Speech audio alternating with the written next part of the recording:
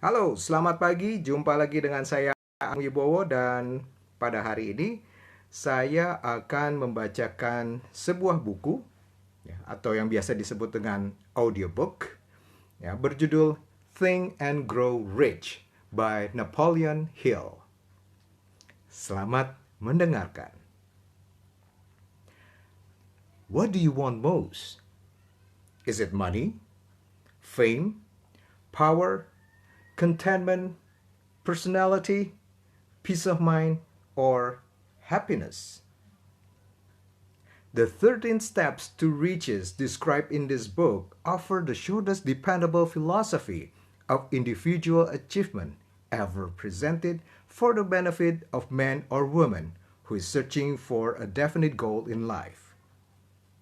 Before beginning the book, you will profit greatly if you recognize the fact that the book was not written to entertain.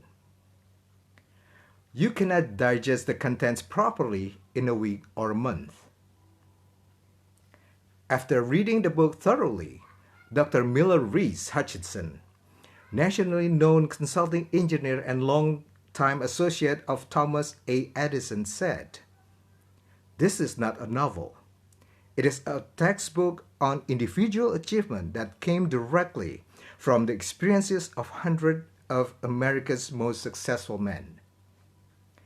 It should be studied, digested, and meditated upon. No more than one chapter should be read in a single night. The reader should underline the sentences which impress him most. Later, he should go back to the marked lines and read them again. A real student will not merely read this book. He will absorb its contents and make them his own. This book should be adopted by all high schools, and no boy or girl should be permitted to graduate without having satisfactorily passed an examination on it. This philosophy will not take the place of the subject taught in schools, but it will enable one to organize and apply the knowledge acquired and convert it into useful service and adequate compensation without waste of time." Dr. John R. Turner, Dean of the College of the City of New York, after having read the book, said, "The very best example of the soundness of this philosophy is your own son, Blair, whose dramatic story you have outlined in the chapter on desire."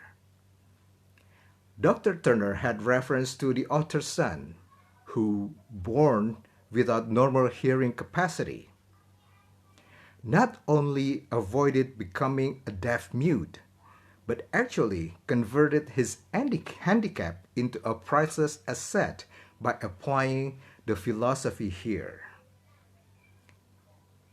After reading the story, you will realize that you are about to come into possession of a philosophy which can be transmuted into material wealth, or serve as a readily to bring you peace of mind, understanding, spiritual harmony, and in some instances, as in the case of the author's son, it can help you master physical affliction. The author discovered, through personally analyzing hundreds of successful men, that all of them followed the habit of exchanging ideas through what is commonly called conferences.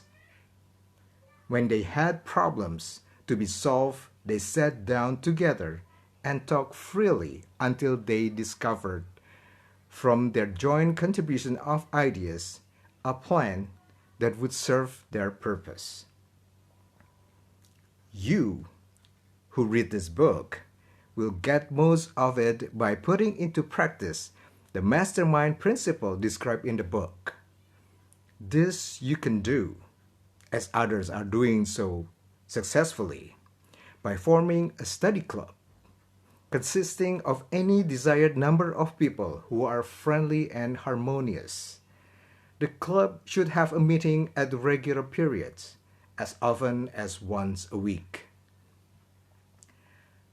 The procedures should consist of reading one chapter of the book at each meeting, after which the contents of the chapter should be freely discussed by all members.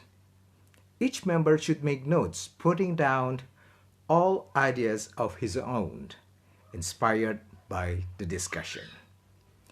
Each member should carefully read and analyze each chapter several days prior to its open reading and join discussion in the club.